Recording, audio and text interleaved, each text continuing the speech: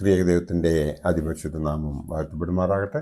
കർത്താവിൽ പ്രിയ വിശ്വാസികളുടെ സമൂഹമേ, കുഞ്ഞുങ്ങളെ നിങ്ങളേവരെയും വീണ്ടും വരുവാൻ അരുളി ചെയ്ത് വിശുദ്ധനായ കർത്താവായ യേശു ക്രിസ്തുവിന്റെ നാമത്തിൽ പ്രഭാതവചനത്തിലേക്ക് വളരെ വിനീതമായി സ്വാഗതം ചെയ്യുന്നു. ഇന്നത്തെ ധ്യാന വിഷയം എന്ന് പറയുന്നത് വിശ്വാസം പ്രവൃത്തിയിലൂടെ അർത്ഥവത്താക്കുമ്പോൾ കൃപ ലഭിക്കുന്നു എന്നതാണ്. വിശ്വാസം പ്രവൃത്തിയിലൂടെ അർത്ഥവത്താക്കുമ്പോൾ കൃപ ലഭിക്കുന്നു എന്നതാണ്. ക്രൈസ്തവ രക്ഷാ സിദ്ധാന്തത്തിൻ്റെ പരസ്പര ബന്ധമുള്ള 3 പ്രധാന തത്വങ്ങളാണ് വിശ്വാസം, പ്രവൃത്തി, കൃപ എന്നിവ. വ്യക്തികളായും സമൂഹമായും ഇവയുടെ പൂർണ്ണ അർത്ഥത്തിൽ സ്വയ ജീവിതത്തിൽ പ്രാവർത്തികമാക്കി തീർക്കുമ്പോൾ രക്ഷയുടെ വളർച്ചയാകുന്നു. ആഴമായ വിശ്വാസവും സമൃദ്ധിയായ ജീവിതവും സൗജന്യമായ ദൈവകൃപയും നിറയുന്ന മനുഷ്യനിൽ നിന്നുത്ഭവിക്കുന്ന പ്രവർത്തനങ്ങൾ അവയെ രക്ഷയുടെ അനുഭവത്തിൽ കൊണ്ടു ചെന്നെത്തിക്കുന്നു. ഇപ്രകാരം ഇവ ദൈവത്തെയും മനുഷ്യനെയും തമ്മിൽ ബന്ധിപ്പിക്കുന്ന കണ്ണികളാണ്. മാത്രമല്ല, തുടക്കത്തിലും ലക്ഷ്യത്തിലും ദൈവാഭിമുഖ്യത്തിലുമുള്ള ഒന്നാണ് ക്രിസ്തീയ ജീവിതമെന്ന് ഇവിടെ വെളിപ്പെടുത്തുന്നു. ഇനി വിശ്വാസം എന്താണ് എന്ന് നമുക്ക് ഒന്ന് നോക്കാം. വിശ്വാസം എന്നത് ആശിക്കുന്നതിൻ്റെ ഉറപ്പും കാണാത്ത കാര്യങ്ങളുടെ നിശ്ചയമാകുന്നുവെന്ന് എബ്രായർക്ക് എഴുതിയ ലേഖനം 11-ാം അധ്യായം 1-ാം വാക്യത്തിൽ എടുത്ത് പറയുന്നുണ്ട്. വിശ്വാസത്തിൻ്റെ പരിണിത ഫലമായ പ്രത്യാശ ആത്മാവിൻ്റെ നങ്കൂരമാണ് എന്ന് എബ്രായർക്ക് എഴുതിയ ലേഖനം 6-ാം അധ്യായം 19-ലും പറയുന്നുണ്ട്.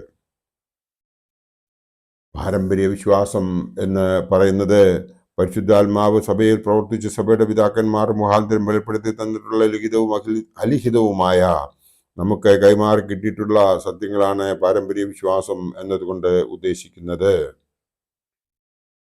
ഹൃദയംഗമായ വിശ്വാസം എന്താണെന്ന് നമുക്ക് നോക്കാം. പ്രശ്നങ്ങളുടെയും പ്രതിസന്ധികളുടെയും മുമ്പിൽ നശിച്ചു പോകുന്ന വിശ്വാസമല്ല, പരിശുദ്ധാത്മകൃപയിൽ ആശ്രയിച്ചുകൊണ്ട് സാഹചര്യങ്ങൾക്ക് അതീതമായി ദൈവത്തിൽ പൂർണ്ണ സമർപ്പണം നടത്തുകയാണ് ഹൃദയംഗമായ വിശ്വാസം എന്നത്.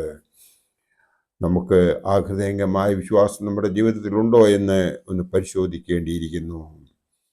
വിശ്വാസം എന്നത് വിശദീകരിക്കുവാൻ പാടില്ലാത്തതിൽ നിന്നും ലളിതമായതിലേക്കുള്ള മനസ്സിൻ്റെ നയിക്കലാണ് എന്ന് അലക്സാന്ദ്രിയയിലെ ക്ലെമീസ് പറയുന്നത് എത്രയോ അർത്ഥവത്തായി നമുക്കിവിടെ മനസ്സിലാകും. ദൈവം തന്നെയാണ് വിശ്വാസത്തിൻ്റെ വിഷയമെന്ന് കൈസരിയയിലെ ബേസിലിയോസ് പറയുന്നു. പ്രൊട്ടസ്റ്റന്റ് വിശ്വാസത്തിൽ ദൈവവചനമാണ് വിശ്വാസത്തിൻ്റെ പശ്ചാത്തലം എന്ന് പറയുമ്പോൾ സഭയാണ് വിശ്വാസത്തിൻ്റെ ആധാരമെന്ന് കാതോലിക്ക സഭകൾ നമ്മെ പഠിപ്പിക്കുന്നു. നമ്മളുടെ ഓരോരുത്തരുടെയും വിശ്വാസവും അതുതന്നെയാണ് എന്ന് നമുക്ക് ഇവിടെ കൃത്യമായി മനസ്സിലാകും. ഇനിയും പ്രവൃത്തി എന്താണ് എന്ന് നമുക്ക് ഒന്ന് നോക്കാം. പ്രവൃത്തിയില്ലാത്ത വിശ്വാസം നിർജീവമാകുന്നുവെന്ന് യാക്കോബ് അപ്പോസ്തലന്റെ പഠിപ്പിക്കൽ ഇതിനോട് ഒക്കുന്നു എന്ന് നമുക്ക് മനസ്സിലാവും. യാക്കോബ് ശ്ലീഹ പൊതുവിനെഴുതിയ ലേഖനം 2-ാം അധ്യായം 26-ാം വാക്യത്തിൽ ഇത് പറയുന്നുണ്ട്.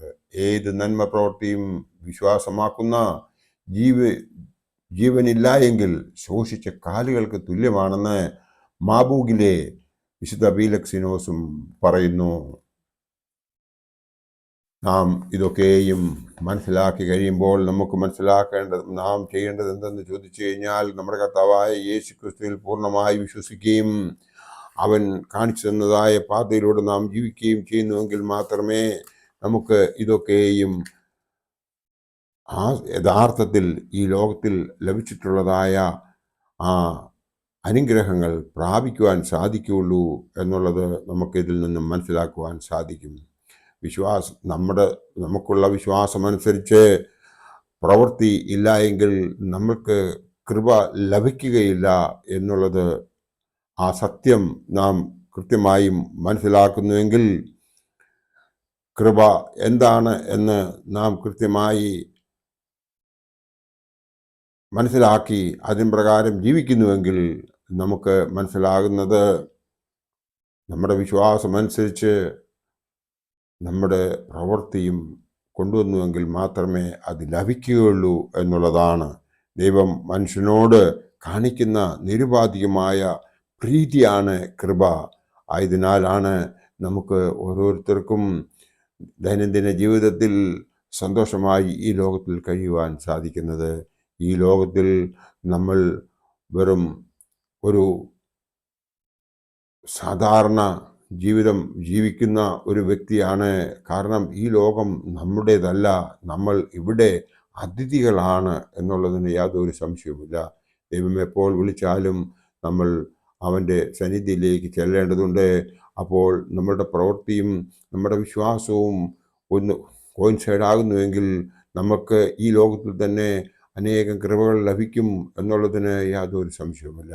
ആ കൃപകൾ ലഭിച്ച് ആ കൃപകൾ നമ്മൾ അഹങ്കരിക്കാതെ ഇത് എൻ്റെ കഴിവല്ല, എനിക്ക് ദൈവം തന്നതാണെന്ന് മനസ്സിലാക്കിക്കൊണ്ട് നാം അപ്രകാരം പ്രവർത്തിക്കുകയും ആ കർത്താവ് കാണിച്ചു തന്നതായ ആ വഴിയിലൂടെ നാം ജീവിക്കുകയും ചെയ്യുന്നുവെങ്കിൽ നമുക്ക് പരലോകത്ത്, അതായത് സ്വർഗത്തിൽ ചെല്ലുമ്പോഴും നമുക്ക് അവൻ്റെ വലത്ത് ഭാഗത്തിരുന്നു കൊണ്ട് അവനെ സ്തുതിക്കുന്നതിനും ആ മാലാഖമാരോടൊപ്പം ആ ഗണത്തിൽ നമ്മളെയും ചേർക്കപ്പെടും എന്ന് മനസ്സിലാക്കിക്കൊണ്ട്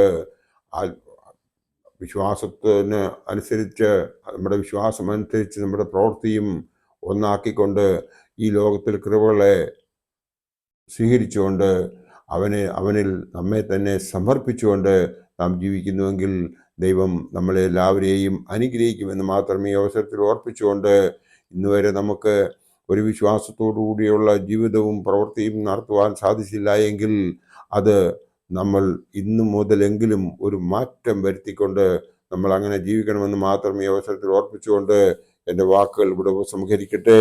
ദൈവം നമ്മളെ എല്ലാവരെയും അനുഗ്രഹിക്കട്ടെ. നന്ദി, നമസ്കാരം.